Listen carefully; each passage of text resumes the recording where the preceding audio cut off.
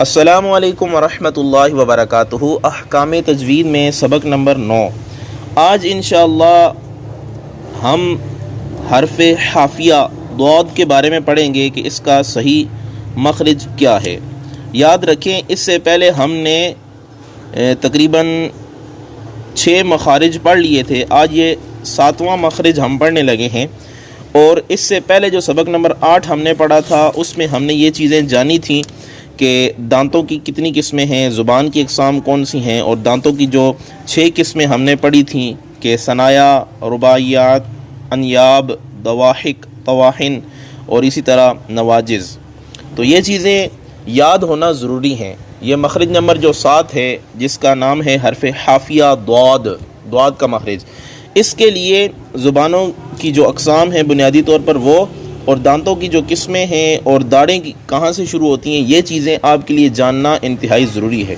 تو اس کے لیے آپ کو یہ کرنا ہوگا کہ آپ کو ویڈیو نمبر 8 دیکھنی ہوگی۔ اگر آپ نے وہ ویڈیو نہیں دیکھی تو آپ کو یہ والی کلاس سمجھ نہیں آئے گی۔ اگر آپ ویڈیو نمبر 8 دیکھنا چاہتے ہیں تو کامنٹ سیکشن میں جائیں، وہاں پہ یا ڈسکرپشن میں جو ہے وہ آپ کو اس کا لنک مل جائے گا، وہاں سے ویڈیو نمبر 8 چیک کریں، یا پلے لسٹ میں جا کے احکام تجوید میں دیکھیں، ویڈیو نمبر 8 میں جا کے وہاں سے ویڈیو اچھی طرح سنیں، اسے سمجھیں، اس کے بعد یہ والا سبق آپ کو صحیح طرح سمجھ آئے گا۔ دوسری بات یہاں پہ یاد رکھ لیں کہ یہ ایک ایسا حرف ہے جو انتہائی مشکل حرف ہے۔ عرب والوں کے لیے تو مشکل نہیں ہے کیونکہ ان کی اپنی زبان ہی عربی ہے، لیکن یہ عجمی والے جو عجم والے ہیں، یعنی جن کی زبان عربی نہیں ہے، ان کے لیے تھوڑا مشکل ہے۔ اور یاد رکھیں یہ صرف پاکستان اور انڈیا میں ہی اس لفظ میں اختلاف ہے، اور وہ بھی چند لوگ اختلاف کرتے ہیں، اس کے علاوہ باہر کے جو ممالک ہیں، عرب ممالک میں اس حرف میں کوئی اختلاف نہیں ہے، ٹھیک ہے۔ اور یاد رکھیں کہ پاکستان میں بعض لوگ اس کو زواد کر کے پڑھتے ہیں، جو بالکل بھی درست نہیں ہے، اور ایسی قرات کرنا حرام ہے، اور ایسے بندے کے پیچھے نماز پڑھنا جائز بھی نہیں ہے، کیونکہ کریم آقا صلی اللہ تعالیٰ علیہ وآلہ وسلم کا فرمان ہے کہ قرآن کریم کو عربی لغت میں پڑھو، عربی لب و لہجے میں پڑھو۔ تو عربی اگر آپ کسی بھی عربی قاری سے اگر آپ یہ حرف سنیں گے تو وہاں پہ زواد آپ کو کبھی بھی سنا ہی نہیں دے گا، بلکہ آپ کو ضاد سنا ہی دے گا۔ حرم شریف میں بھی جو تلاوت کی جاتی ہے وہاں پہ بھی ضاد ادا کیا جاتا ہے، زواد نہیں پڑھا جاتا۔ اب آئیں اس حرف کی طرف آتے ہیں۔ حرف حافیہ کہنے کی وجہ کیا ہے؟ یاد رکھیں میں نے پچھلی کلاس میں آپ کو بتایا تھا کہ حافہ لسان آپ کو میں نے پچھلی دفعہ صحیح طرح سمجھایا تھا، ایک دفعہ پھر آپ کے سامنے یہ دیکھیں نقشہ آ گیا ہے۔ یہ جو گرین کلر ہے، نیچے زبان کی جو نوک ہے طرف لسان، یہ جو یلو کلر ہے، اس سے اوپر دیکھیں جو گرین کلر ہے، اس کو کہتے ہیں حافہ لسان، یعنی زبان کا بغلی کنارہ، زبان کی کروٹ۔ تو یاد رکھیں جب یہ زبان کی کروٹ یا زبان کا بغلی کنارہ، اوپر والے جو دانت ہیں، جب دانت ختم ہو جائیں گے اس کے بعد شروع ہو جائیں گی داڑیں، جن کو کہتے ہیں ادراس علیہ کی جڑوں سے جب یہ لگے گا تو وہاں پہ ضاد ادا ہوگا، ٹھیک ہے۔ قاعدہ یہ یاد رکھ لیں کہ حافہ لسان جب اوپر کے داڑوں کی جڑوں سے لگے گا تو تب وہاں سے ضاد ادا ہوگا۔ اور یاد رکھیں دانتوں کی اقسام آپ کو اگر یاد ہیں تو سب سے پہلے اوپر والے 2 دانت تھے ان کو کہتے ہیں ثنایا، اس کے بعد 2 دانت، اوپر والے 2 دانت جو تھے ان کو کہتے ہیں ثنایا، اس کے ساتھ جو دانت ہے اس کو کہتے ہیں انیاب، رباعیات، اس کے بعد جو ہیں ان کو کہتے ہیں انیاب،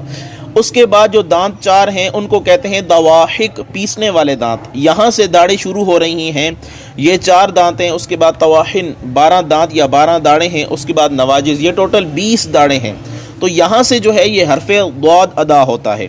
تو اب یہاں پہ آپ کو میں یہ بات صحیح طرح سمجھانا چاہتا ہوں، یہ دیکھیں کہ آپ سامنے تصویر سے بھی دیکھ سکتے ہیں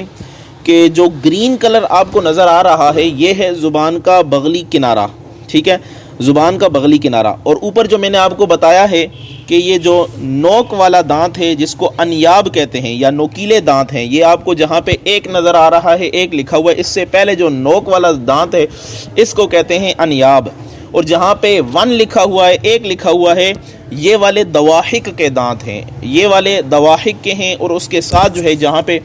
2 لکھا ہوا ہے یہ جو ہے تواحن ہے، ٹھیک ہے، آگے تواحن کے 12 دانت بن جاتے ہیں، اور 5 جہاں پہ لکھا ہوا ہے وہ نواجز ہیں۔ تو یہ ساری داڑیں ہیں، تو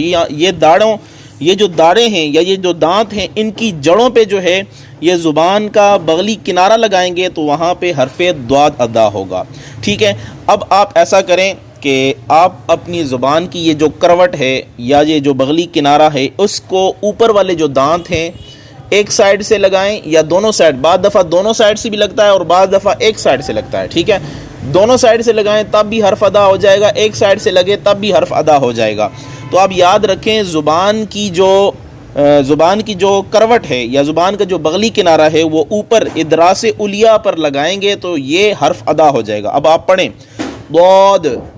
ضاد، یاد رکھیں زبان کی کروٹ جب داڑھوں پہ لگے گی اس کے بعد آپ کی زبان جو ہے وہ تھوڑی آگے کی طرف جائے گی، آگے جو سامنے 2 دانت ہیں ان کو کہتے ہیں ثنایا علیٰ۔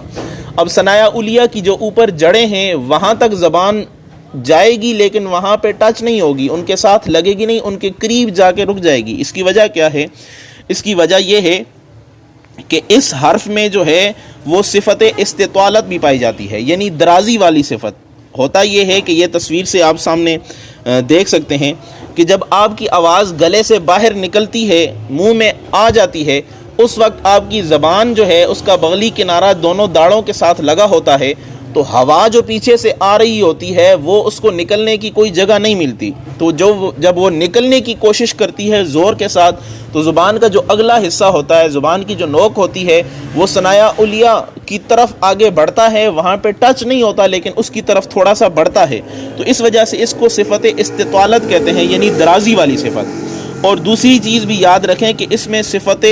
اطباق بھی پائی جاتی ہے۔ یہ 4 حروف ہوتے ہیں، یعنی صاد، ضاد اور طا اور ظا، یعنی یہ حروف کو ڈانپ دیتے ہیں۔ یہ صفات کا جو بیان ہے وہ انشاءاللہ ہم آگے شروع کریں گے جب یہ مخارج ہمارے ختم ہو جائیں گے، اس کے بعد ہم صفات شروع کریں گے، اور جب آپ صفات جان لیں گے تو پھر آپ ہر حرف کو جو ہے وہ صحیح مخرج کے ساتھ ادا کرنے کے قابل ہو جائیں گے۔ تو آج یہاں پہ ہم جو ہے وہ حرف ضاد ادا کر رہے ہیں، اس پہ بار بار کوشش کریں کہ یہاں پہ دال کو اگر موٹا کریں گے تو وہ دود بن جائے گا، دود، یہ دود نہیں ہے، ٹھیک ہے۔ بعض لوگ یہ دال کو موٹا کر کے دود ادا کرنے کی کوشش کرتے ہیں تو وہ ادا نہیں ہوتا، ٹھیک ہے۔ یہ لفظ ہے دود، یاد رکھیں کہ اس کا جو اس مخرج کی پہچان ہے وہ آپ کے سامنے میں نے پہلے بھی بتائی ہے کہ اس کا قاعدہ کلیہ یہ ہے کہ حرف ضاد کو آپ ساکن کریں، اس سے پہلے کوئی حرف پہ زبر زیر پیش لگائیں تو آپ کو پتہ چل جائے گا۔ مثلا ضاد کو ساکن کر سے اس سے پہلے ہم حمزہ لگاتے ہیں، حمزہ زبر ضاد، عد، اس میں کلکلہ نہیں ہوگا، ٹھیک ہے، آواز واپس نہیں اٹھے گی، زبان واپس نہیں آئے گی، لیکن اس میں صفت استطالت پائی جاتی ہے، زبان حرکت کرے گی، اگلے والے دانتوں کے قریب جا کے رک جائے گی۔ دیکھیں حمزہ زبر ضاد، عد، زبان آگے جائے گی لیکن ہلے گی نہیں، اس کے بعد وہاں پہ رک جائے گی، اور یہ حرف ضاد ادا ہوگا، اس میں کلکلہ نہیں کرنا، کلکلہ کریں گے تو عد، یہ کلکلہ ہو جائے گا، یہاں پہ کلکلہ جائز ہی نہیں ہے، ٹھیک ہے۔ تو یہاں پہ اس حرف کو پر بھی پڑھنا ہے اور اس میں کلکلہ بھی نہیں ہوگا، اس میں جو ہے وہ صفت استطالت بھی پائی جائے گی اور صفت اطباق بھی پائی جائے گی، تو اس کو پڑھیں گے ضاد۔ اب ہم اس کی مثالوں کی طرف آتے ہیں، تو سب سے پہلے دیکھیں ضاد کو ساکن کریں اور اس سے پہلے جو ہے وہ ہم نے حمزہ لگانا ہے، تو سب سے پہلے یہ مثالیں ہیں، حمزہ زبر ضاد، عد، حمزہ زیر ضاد، عد، موٹا بھی کرنا ہے، کلکلہ بھی نہیں ہونے دینا، حمزہ پیش ضاد، عد۔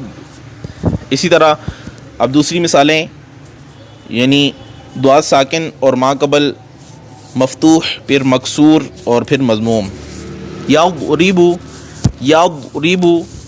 اضرب،